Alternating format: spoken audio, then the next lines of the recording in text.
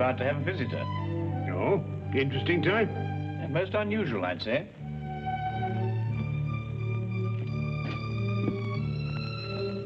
I don't see anyone.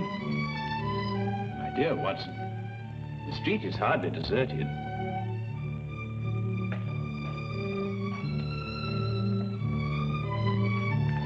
No, I don't mean that. I see one or two people, of course, but nobody appears to be interested in this flat. Watson, for the past 5 minutes, that young man has been summoning up courage to call on us. He's vacillated between doubt and decision, fear and fortitude. Ah, at last fear is conquered. Fortitude is the victor. Well, I suppose you've deduced the whole thing. Who he is, what he wants, where he comes from. As a matter of fact, I haven't the slightest idea. But with so unusual a client, I fully expect a most unusual case. If he comes here. Wait. Ah, the first step.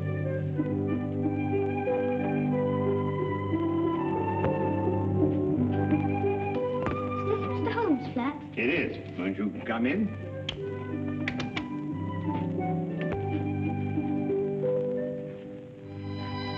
Hello. Are you Mr. Sherlock Holmes? Yes, and that is Dr. Watson. How'd you do? Anything the matter? No. It's just that... Yes? Well, I thought you'd be much stronger looking. Oh, well, I'm really quite strong, you know. I can tear dictionaries in half. Can you really? Yes, of course, and I'd show you if I had a dictionary handy. Well, what I've come to see you about will take brains. Well, I think Mr. Holmes has an ample supply of those. Now, wouldn't you like to sit down? Oh, thank you. Now then, my boy. Cup of tea? No, thank you, sir. I'd like to get right down to business. Oh, good. Well, my name is Andrew Fenwick. I'm 11 years old, and I live at number 17 Dudley Court, Upper Spimment Street. Splendid. Now, what appears to be your difficulty? Mr. Holmes, my father has disappeared.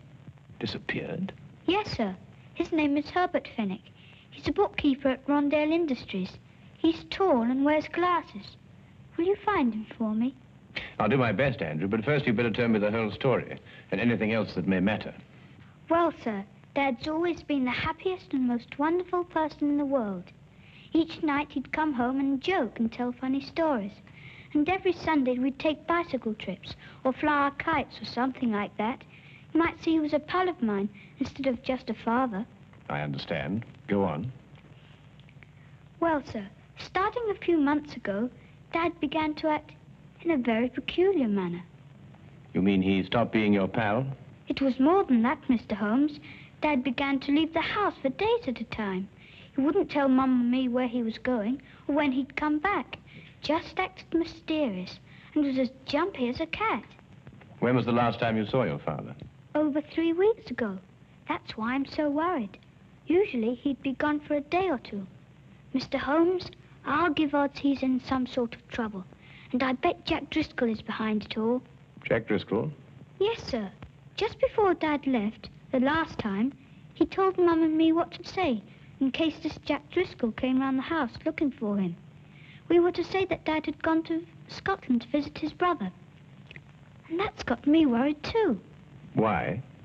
Because Dad hasn't got a brother. Have you ever seen this Mr. Driscoll? No, sir, I haven't. I don't know a thing about him, but I don't like him. Why hasn't your mother been to the police about this? I suppose that's because Dad told her not to do a thing about it. That no matter what seemed to happen, she was just to wait and have faith. But it's over 3 weeks ago. I just couldn't wait any longer. Then your mother doesn't know you're here? Oh, no. If I told her, she'd try to tartan me off for sure. Besides, she's been quite ill, and I wouldn't want to upset her. Your mother hasn't been well? No, sir. The doctor said she had pleurisy or something like that. She's been very sick. I really wouldn't want them to know I've come here. Your visit will be held in the strictest confidence. Thank you, sir. And you will take the case? I'll look into it immediately.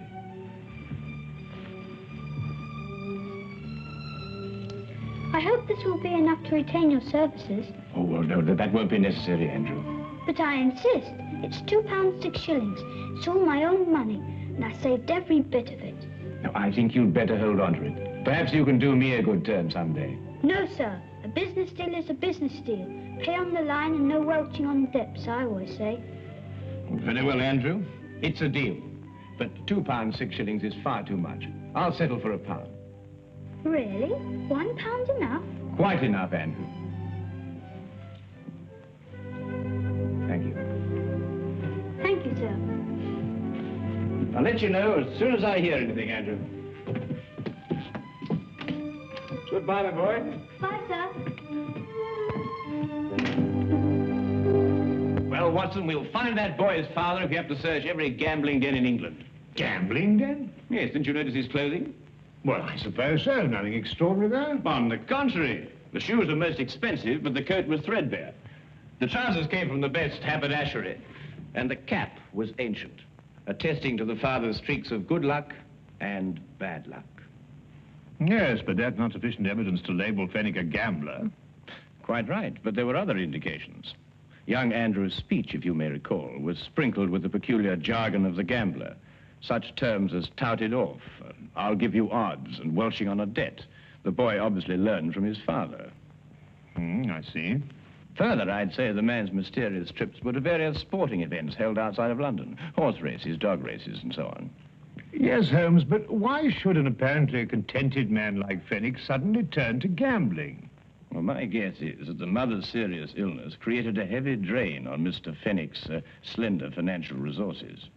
He probably hoped for the gambler's classic killing. Well, Holmes, you've certainly answered everything. I'm afraid not, Watson. 2 questions yet remain unanswered. Where is Mr. Herbert Fenwick? And who is the shadowy Mr. Jack Driscoll? Where to, Holmes? To Inspector Lestrade's office. In this particular case, he may be just the chap to help us. Now, that's what a gambler would call a long shot.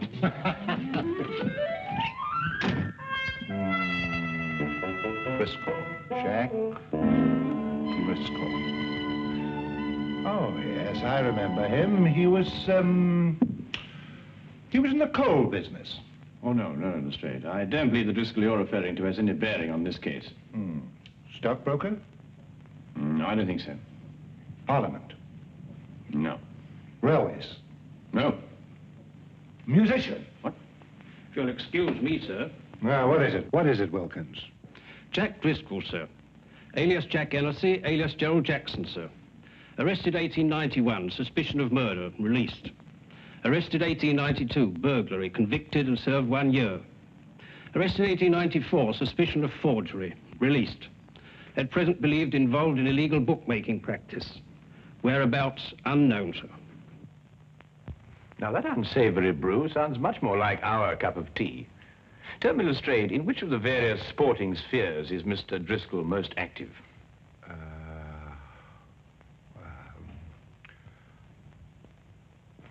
Rumour has it that Mr. Driscoll is concentrating his efforts on prize fight matches, sir. Well, thank you very much for your assistance, Inspector. And you too, Wilkins. Good afternoon, gentlemen. Well, if I know you, Holmes, I suppose now we'll be attending a prize fight. Quite right, Watson. This very evening, hulking Harry Thornton meets Powerhouse Percy O'Noonan at Londonderry Gardens. Powerhouse happens to be a personal friend of mine. You know a fighter personally? My dear fellow, I once blackened his eye for him.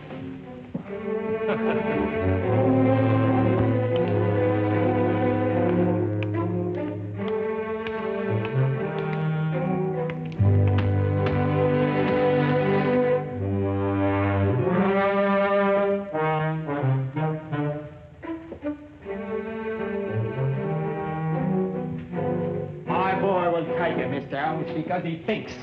That's the kind of fighter I like, a fighter with brains. A very good combination, Mr. Finnegan. The best. Sometimes you makes a mistake. You sees a fighter what? It's hard, and you think maybe you got a champion. But if he don't think, nothing. You understand? Oh, yes, perfectly. Tell me, Mr. Finnegan, have you got... Excuse me. It's time Percy got started now. You can take him up now.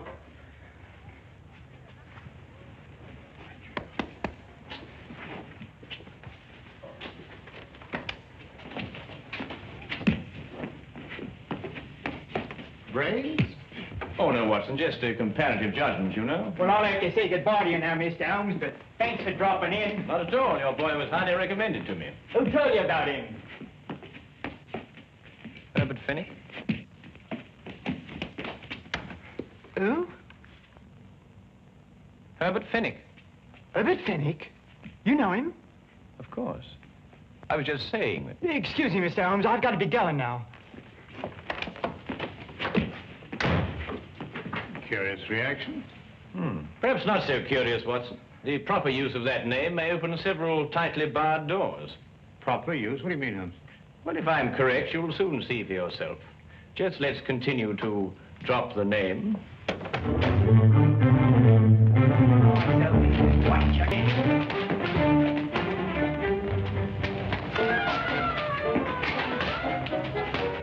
That's it now. Hold it. Hold it now. Keep your eyes open. Right. Right. Right.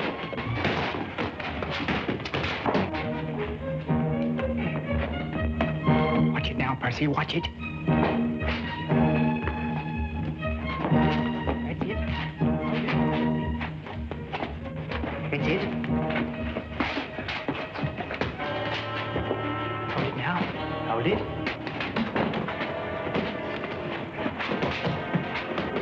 That's right.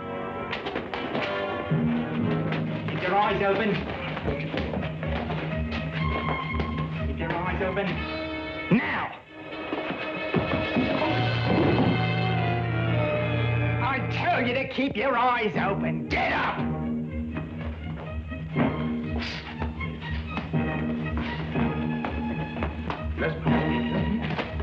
Good old Herbert Fenwick. I must remember to get his advice on next week's card. You know, it's a pity poor old Bert Fenwick couldn't come with us this evening. Do you know what old Herbert Fenwick told me this morning? No, what did Herbert Fenwick tell you this morning? Did you hear that? You know, Watson, it's not every day you can meet a man who'll give you insight. Sounds like just what Driscoll's been looking for. I told you that he admitted. You remember I said... What are you waiting for? Oh, that we met a chap like... Don't like taking him either. They might get roughed a bit later, then somebody says they saw him leave with us. Do you think the street would be any better? You know him? Mr. Holmes, the big one is. He knew Percy. Didn't catch the other bloke's name, but he looks like a fighter I used to know. Got the sack for using unfair tactics. I figured he was a bad one. Got a nasty look about him. Well, if he tries anything, don't expect any Marquis of Queensberry out of him. Use some of your own tactics. Righto. Get to it now before the Upton leaves. Let him know we mean business right from the outset. Stand by, Watson. I think we shall have company in a moment.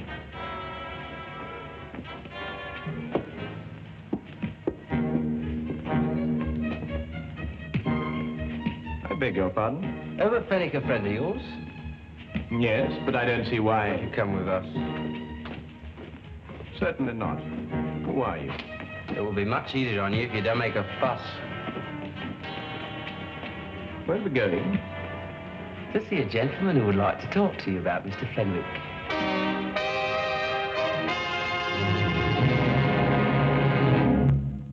All I want to know from you is where you saw Fenwick last. Well, I believe it was at Murgatroyd's saloon. No lie. Here, I say, look. Fenwick wouldn't go to Murgatroyd's. Maybe the Green Man or the Houndstooth or the Brass Goblet, but never Murgatroyd's. There isn't too much money. Well, Mr. Driscoll, you've been to a lot of places today. Perhaps it was one of the others. How do you know my name? Well, You were pointed out to us. It seems you're quite a well-known figure in certain circles. Yeah, well, Mr. Driscoll, if we should see Mr. Fenwick again, is there any message you'd like us to give him? he knows what I want, that Wilshire. Oh, he's in debt to you, is he? Over £1,000. I'm not winning any longer to collect. If I get my hands on Fenwick, that'll be the last of him. And that goes for you, too, if I ever find out you helped him in any way. Now, get out of here.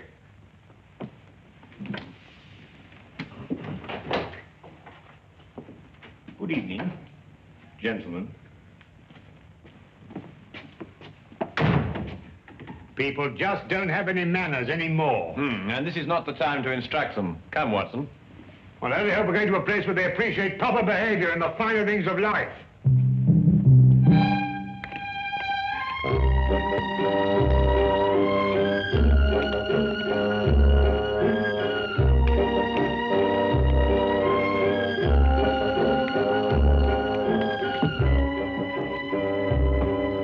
Oh, sorry, Governor. Not at all, sir. Not at all. Oh, really, Holmes, we've been to the Coach and Horses, the Green Man, the King's Head. We've interviewed dozens of disreputable characters. Must we go through all this process again? I'm afraid so, Watson. It's the only place that we can obtain some further information as to Fenwick's whereabouts. No. Oh, barman. Yes, sir? 2 pints of mild and bitter, please. Oh, and some information. Mild and bitter's cheap, sir. But not the information, eh? Oh, no, sir.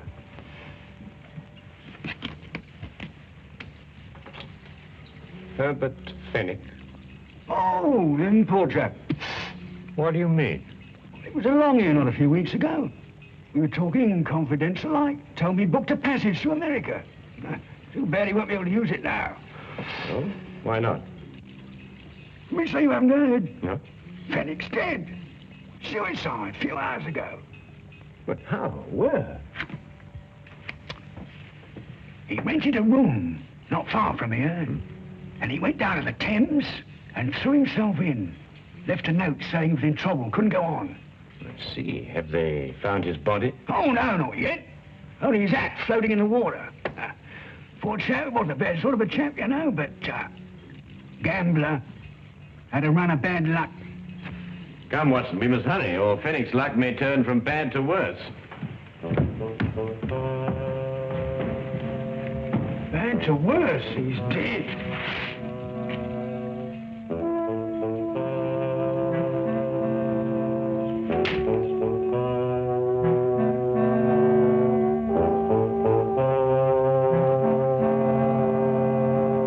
Well, there you are, Holmes. What more do you want?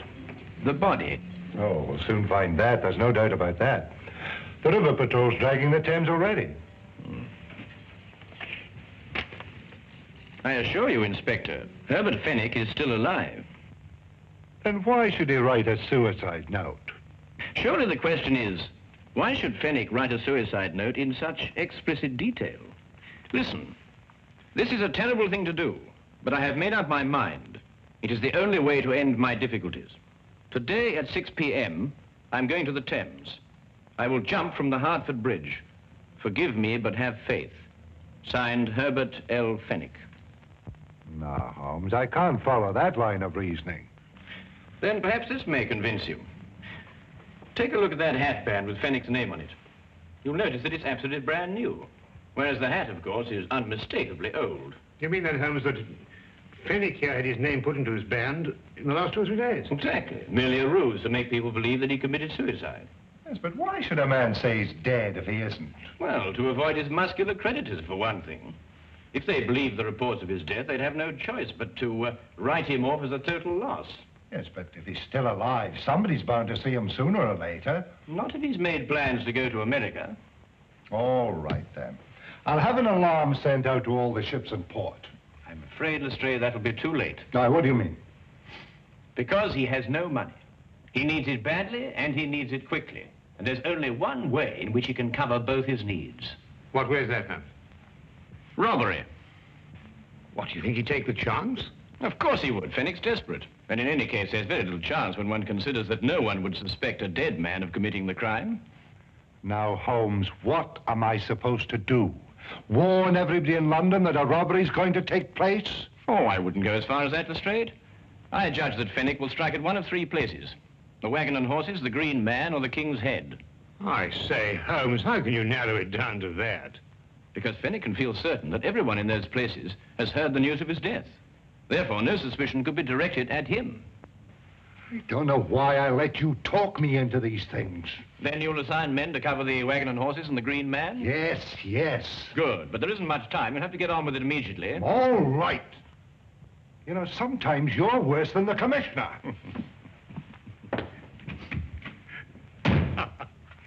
Tell me, Holmes, what about the King's Head? Ah, that will be our little project, Watson. But first, I want you to carry out a mission of the utmost importance. Now, listen to me closely. You have the boy.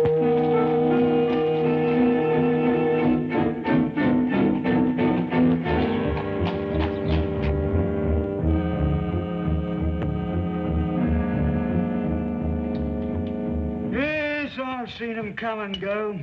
big and small, happy and sad. And I tends to my business and keeps my hands clean. Ah, well, that's a splendid philosophy. Yeah? It's getting near closing time. Oh, yes, so it is.